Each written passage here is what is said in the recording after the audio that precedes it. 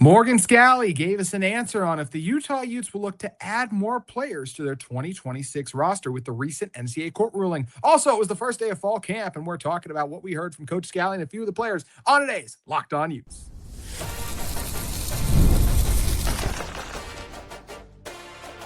You are Locked On Utes, your daily podcast on the Utah Utes. Part of the Locked On Podcast Network, your team every day.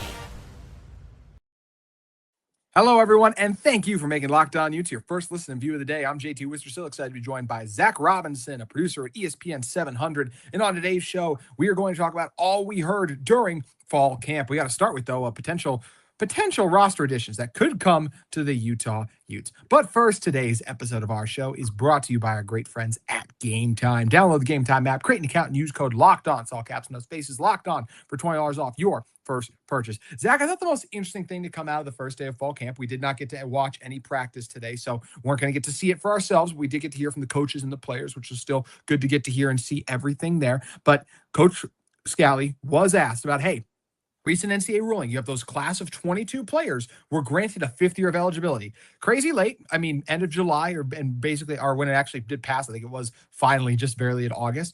And he said, look, he was honest with his answer. He said, we will explore anything that gives us an advantage and can help us win football games. Which, first of all, is a perfect answer. Like, he's not going to lock himself into a corner. We're for sure going to do it. We're not going to do it. But I think if you're Utah, this is worth exploring. A note to be said, Utah cannot add other transfers. This is not something where Utah can go out. But Ny'Quari Rogers is the running back whose name comes to mind. He said he's interested in returning to college football. Morgan said that's at least something they're going to look into. So a potential roster addition we could still see, Zach.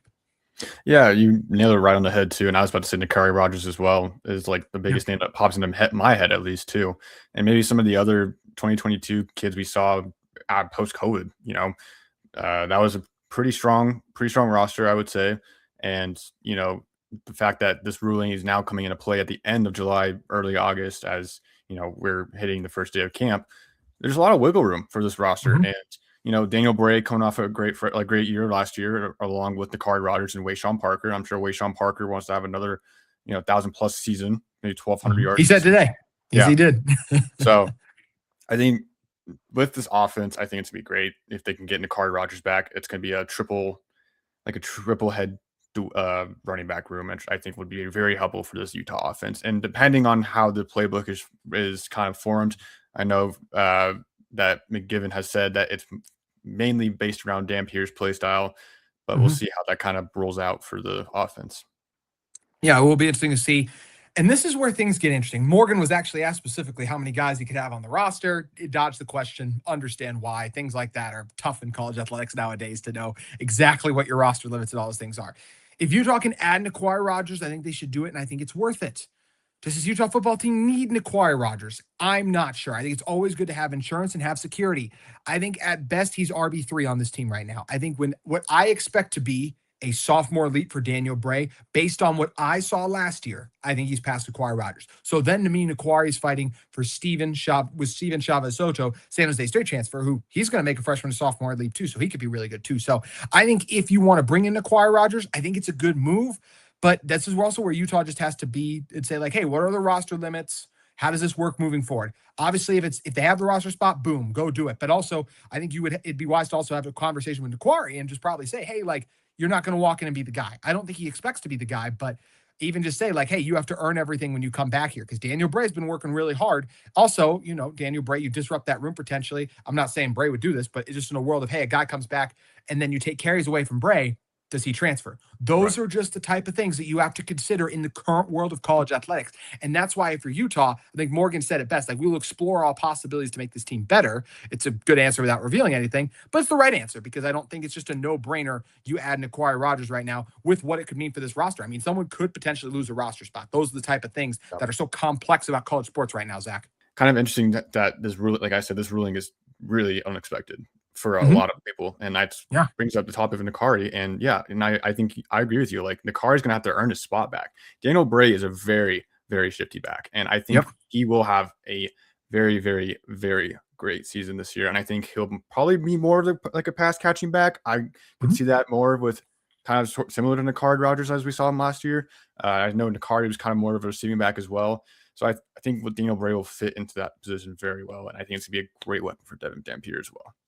Yep, I think he's going to be as well. So I'm excited and just curious to see what it looks like. One thing that was interesting you mentioned, as was just said today, is Kevin McGivern is constructing this offense around Devon Dampier, while Braden Pagan said later that this offense isn't changing a lot from what we saw last year. So I do find that very interesting. Those elements and dynamics of Devon Dampier and Bryson Barnes are very different style of runners too, right? Bryson is more just try to run guys over, like not constantly run guys over, but he's going to take the contact. Devon will take some contact, but we also know he's playing hurt with a sports hernia last year. So we want him to be healthy and be careful. So that's where the dynamics and the dimensions this offense have to me are very different, or interesting, where I think it's going to be structured to allow Devon Dampier to have success and to succeed.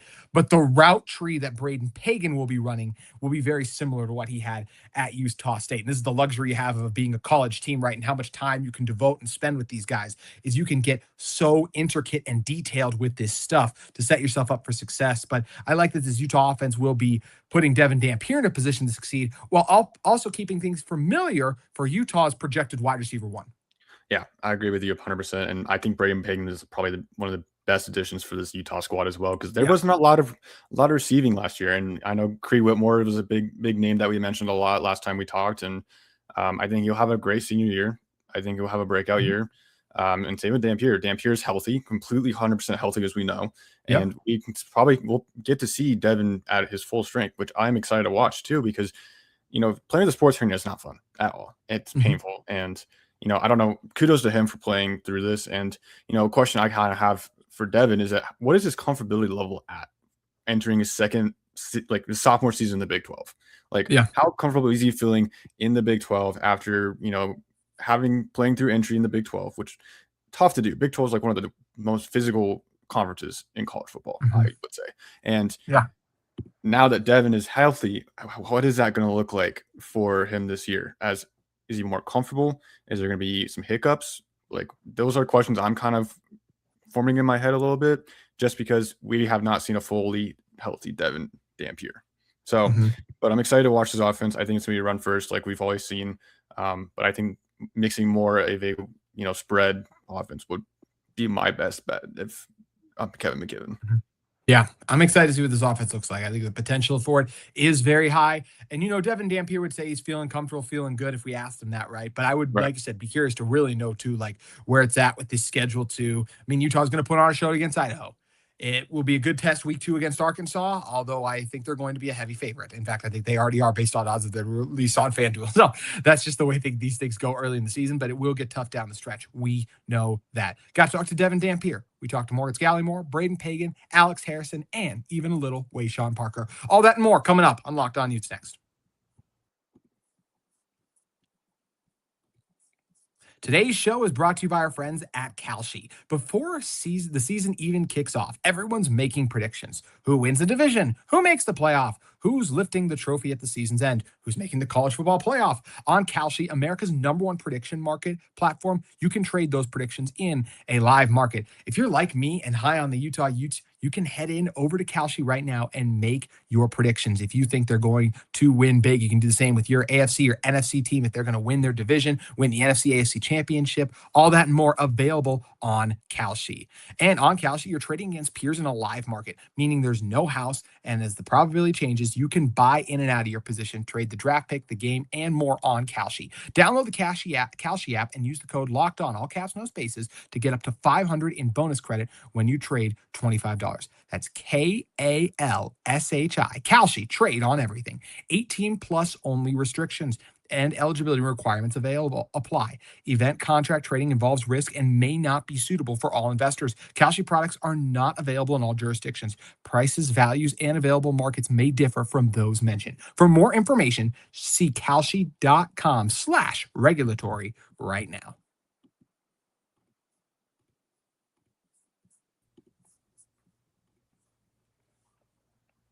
Thank you guys again for making Locked On Utes your first listen and view of the day. We heard a lot of interesting things. One thing I thought that was really cool, though, was we got to hear from Alex Harrison, who's I project to be Utah's starting center. He's done multiple media appearances now. If he was not the starting center, I would be very, very, very surprised. Or I'll say this, a starter along the offensive line is more fair. He was the backup center. And based on this, what I'm going to lead into here leads me more to think he's going to be the center. He spoke about how he's improved more from his game. And he talked about how Jaron Kump was a huge help for him last year, learning from his football IQ from him and how he broke down the game. And that's a huge part for offensive linemen, Zach. So often it's, are they big enough? Are they strong enough? Are they tough enough? Yes. But imagine not just having to move guys, but at the very last second, they're going to shift right in front of your face and go into a completely different formation. And you have to know what to do, how to handle that. And if this guy blitzes here on a pass play, who you pick it up, where you go through. And I think it's awesome that Alex Harrison had the opportunity to learn from a guy like Jaron Kump, who was one of the longest members of the team last year. And it sounds like Kump's outstanding year, his success and what he's learned during his time at Utah could very much help Alex Harrison have a great year as the probable projected starting at center in my eyes. Yeah, I completely agree. And I know Jordan Gross will do the best job he can with this reshaped O-line as, you know, Caleb Lomu and Fano getting drafted in the NFL. And, you know, it's a whole new revamped O-line. And I think in full trust that we can trust in Alex. And it'll be, I'm going to keep this short and sweet with the O-line. I think this O-line will be great. And great. You know, what's great? Mean? I would say, you know, full run protection, which you need. Pass protection is going to be a big deal as well. And I think Jordan Gross can definitely nail that down with this new revamped O-line. And some of the players that have been there, like you mentioned, being behind, you know, this O-line from last year, I think teaches you a lot about the player. And, you know, as they listen, that's the big thing too. And they take notes. They take the mental notes in their head. And I think that's going to kind of play a role this year with this new O-line. And the leadership on the O-line too. That's going to be a big thing too. It will be. Do you think this is a top 5, top 3 unit in the Big 12? You said great. So are you going that high? Or you wait and see there? I'm going to say top 7. Top 7. I think that's a really good spot. That's around where I land. I actually think it will be a top 5 when the year's all said and done, but it's just so hard to predict and project. Yes, a lot of the guys that I think will be playing actually played several games and snaps last year, but playing several games and snaps and coming in even as the 6th offensive lineman is so different than being a starter and what that entails and what that means going play in and play out, having to have success rather than boom, come in, have a good rep here, take the next several plays off, and then we'll throw you back in. So that's an area too. And Alex Harrison said they know that this group is, you know, kind of under the radar and even in some ways being disrespected. He mentioned one of the publications. He thought it was Phil Steele's. I haven't had the chance to double check that yet, but understandably so with what Utah lost, a lot of the national media projects this offensive line to be outside the top 50 in the country. Do I believe they've earned the benefit of the doubt to be in the 50? Yes. But I think when the national media looks at it and they go, not a single starter returning from the best offensive line in program history, including 2 first-round draft picks, and one of the 15 at worst, probably 10 best offensive line coaches in the country isn't there anymore. And in his place, as much as I love Jordan Gross, we did hire someone with no college coaching experience. I think it's fair to wonder if this group is up for the task, but I just have the faith and trust and confidence in this group, Zach, because at the same time saying, hey, the coach may be gone. Who developed these guys? That same coach. And I think Jordan Gross is the guy to help them take the next step and get over the hump. You know what I mean? Yeah, I completely agree with you on that. And, you know, I think there will be some hiccups as well as it's a new offense, new kind of play style for some of these guys. And, you know, going from, you know, Jason Beck to Kevin McGivern, 2 completely different offensive coordinators, 2 different coaching styles with O-line and how they want to shift this O-line. And I think there will be a couple hiccups. Absolutely. And that's going to be the learning curve. That's why I think these first 3 games are really important as well, especially the Arkansas game as well. Yeah. It's a big test for all these dudes that are coming back from, you know, last year and, you know, transferring in. And yeah, I mean, look at what they're saying. They are underdogs. They will live with that underdog mentality and play the best they can. It's going to be a very interesting year. I think there will be hiccups in the first 3 games, but once they get together, I think this will be a really good O-line. Yeah, I think so too. I'm excited to see what they do. Switching to the other side of the ball, I actually had the chance as well. I actually asked Morgan Scalley the question about, hey, how's the defensive line looking? And he said, you know, doing okay. He said, you're never going to know till they get the pads on. But he did talk about, he said they had the biggest chip on their shoulder because of the struggles they had last year. Some of those guys in the room and a lot of the other guys too, they're just not proven at the Power 4 level. So they're already going to have a chip on their shoulder because they're going to be questioned and doubted. When you ask people like what would hold Utah back, they usually say the offensive line from a national media perspective. And they're also going to point to that run defense because it didn't look great down the stretch. And that's where I think the coaches as well have said, hey, we need more from you guys on the defensive line. So I love that these players are taking it in stride too. Said they've been putting in a ton of work in the offseason, watching a lot of film too, which I love to hear. And this is a group of guys that Utah needs them to be good. I think Utah will go as far as Devon Dampier takes them, but there is a world where New Mexico, before Devon Dampier arrived at Utah, that season at New Mexico, they struggled, the Lobos, because their defense was abysmal. I don't think Utah's defense will be abysmal, but with some of the offenses they play down the stretch and with the way the Big 12 teams run the ball, if this Utah defense can't stop the run, Zach, it's going to be a long year. And I think that it's good that this defensive line is already getting in there, putting in the work, and understands that with the task they have in front of them. And when you got guys like Luther Ellis, a defensive tackle coach, who's a Utah legend, leading the charge, along with an Enoch Brockfield, if we stand it out to the defensive end coach, that guy's been around college football a long time. I trust the leadership and the guys they brought in to figure it out. Yeah, I mean, there's going to be a lot of question marks with this defense as well. And, and I agree with you. There was a lot of struggles last year with the run defense game. And, especially like with, BYU, LJ Martin coming back this year, that's going to be a big deal. Yeah. You got Texas Tech, who ran the ball really, really well last season. And, they got a lot of returning dudes. And, even with Will Hammond coming back off of injury, I still think they will do great. But I believe Colton Swan, I have full trust in Colton Swan that he knows what he's doing. And, it's going to be a reshaped defense, new D-line, new linebacker core, new corner core. You still got Jackson Benny and Rabbit still at the top of your safeties. But, Elijah Ellis kind of stepping into that spot role with the linebackers. I mean, you have a whole reshaped defense that can possibly support the defensive line with the linebacker core, but also depends on what Colton Swan wants to do, not Evan. I don't know why I said Evan, but I think Colton Swan knows what he's doing. I think this will be a big chip on the shoulder for this whole defense, I think, in my opinion, but I think the defensive tackle will definitely be like the biggest chip for this defense.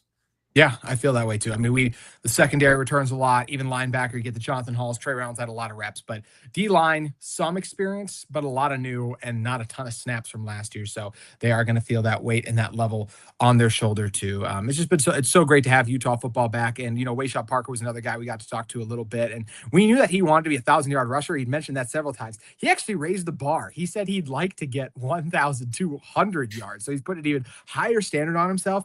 I actually do think he gets to 1,000 yards rushing. The interesting component of that will be how the carries shake out. When you have Devon and Bird who are capable of running. I personally don't want to see Devon run a ton in the quarterback game. Just don't want to get him hurt. How do the coaches feel about using him in that game? We already mentioned Bird, Steven Chavez Soto. We haven't mentioned, what if Utah does bring back Ny'Quari Rogers? And obviously Daniel Bray is a dude too. I see Bray getting 1,000 yards. I think 1,200 will be challenging. But if Utah decides that he's like the guy and they want to give him as many carries as possible and then sprinkle in the Brays and the Bird and almost no one else is getting carries, this is possible for him, I believe, Zach. I agree with you 100%. And looking at the schedule too, like Idaho, Arkansas, Utah State, all great defenses, but not like Idaho. I said, like I said, it's going to be a big test for this O-line, and this is where they prove it. This is how you get your 1,200 yards is you have the support of your O-line. And this is a big test for this O-line. And I think this will help Wayshawn get through those ABC gaps. It's going to be an interesting way to see this line perform. And I think that's going to be a big part of the run game this year. And, you got to mention Nate Johnson too, coming back to Utah as well. Yeah. That's a big weapon, and he can run too. So it will definitely depend on how Utah wants to utilize Wayshawn, Daniel Bray, Ny'Quari Rogers if he comes back, Nate Johnson because he can play everywhere. It's going to be a very, very interesting offense to watch this year. And I do think this is achievable for Wayshawn Parker. I do think it is achievable, but I think once I see film and game film, that's when I'm going to see like, oh yeah, this is totally possible, or it's not possible. Yep. I think Parker has a chance to be special. I think a lot of guys on this team have a chance to have a really strong season, but a lot of that will come down to how Utah's two new coordinators do. Morgan Scalley spoke on both men. We'll update you on that next. This episode of Locked On Utes is brought to you by our great friends at Game Time. There are more live events worth seeing right now than ever, it feels like. The games, the concerts, the comedy shows, the festival, endless opportunities to go see amazing events right now. But the hardest part isn't deciding what you want to attend. It's actually getting tickets. Between the long wait times, confusing checkout processes, and those dreaded surprise fees, buying tickets can sometimes feel harder than it should. That's why so many fans are turning to Game Time. The app is built to make buying tickets simple with upfront pricing, seat views before you buy, and exclusive saving opportunities that help you get to the events you want without the hassle too. My personal biggest pet peeve is when you found a great deal, you get all the way to checkout, and suddenly the final price looks completely different. Those hidden fees are so irritating, but Game Time takes the guesswork out. They show you upfront pricing right away, so you know exactly what kind of a deal you're getting. You can take the guesswork out of buying tickets to every type of event with Game Time. Download the Game Time app, create an account, and use code Locked On. It's all caps, no spaces. Locked On for $20 off your first purchase. Terms apply. And again, create an account and redeem code LOCKEDON for $20 off. Download the Game Time app today.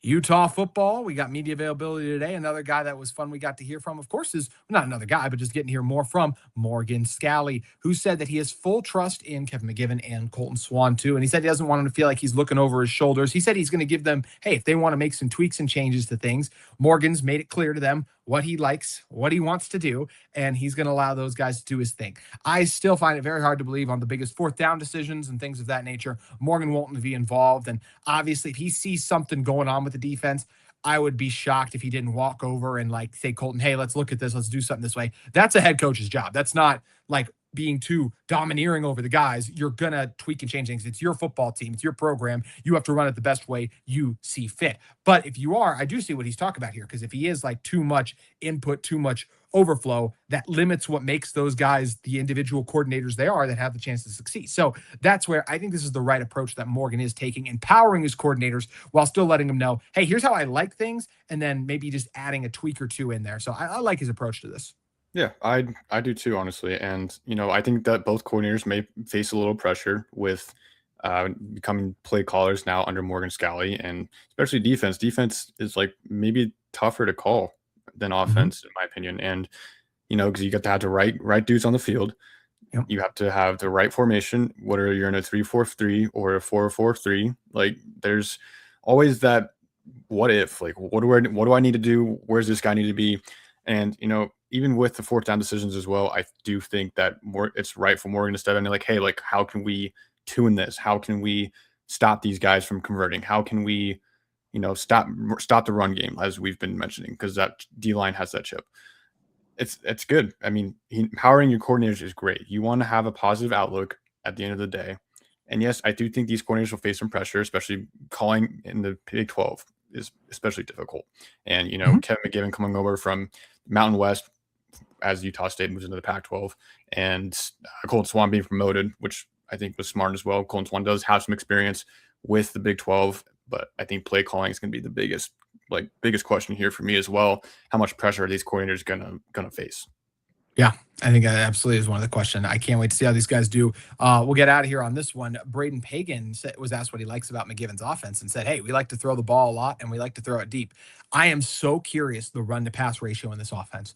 Devon Dampier's strength is as a dual threat quarterback. He can make big plays down the field, but I do like him best when there is a mix. I don't want Utah to, if Utah comes out and they pass it 3 times in a row, that's just not the right way to run your offense, especially with the run first culture we know that Utah likes to have. So I do think Utah takes shots. I think we will see it closer to 50-50, but I'm still going to go 60-40 run to pass just with the backs Utah has. And as much as I'm higher on this receiver room, I don't think it's, like I said, it's a 60-40. It's still a good amount they're throwing the ball. Maybe it really will be even higher, and healthy Devon Dampier could do it more, but I still just got to think with this offense, the way the culture of Utah football has been, as Morgan said before, he's not going to change. Like, he doesn't want to change what the results has been, a consistently 10-win program that makes conference championships, big bowl games, all the things that sort. But he doesn't want to change how the recipe is made. I think that recipe, when he talks about changing that, means more passing. But more than running, I still can't see it, even though I hear what Braden's saying here. He's going to get his touches, I do believe.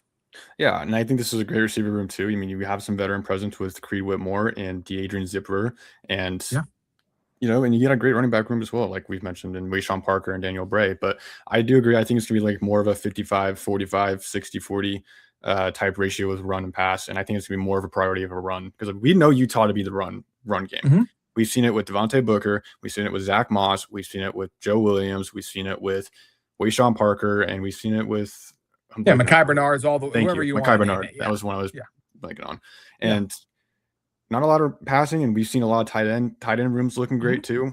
I think after, recruiting and everything like that, I think tight end rooms going to be looking great. But yeah, I still think it's going to be a 60-40 passing, but I do think Pagan and Zipper and whoever else is going to be in that wide receiver line and the slot receiver, they're going to get their touches as well. And I think Kevin McGivern knows what he's doing with Devon Dampier and his arm strength and dual threat ability. I think he does too. Good times for the Utes. Excited to see what's next. We got the defensive players tomorrow. We don't know who we're going to be hearing from yet. I do expect us we get to hear from the Jackson Bennies of the world is my hope. And as I said, we got to wait and see who they release the list to be. But Lance Holtzclaw, Jonathan Hall will be another one we probably hear from. I expect to hear from 3 to 4 guys. So I'll be right back here tomorrow talking about those updates. But Zach, so great having you on. Please let everyone know where they can find and follow more of your work at.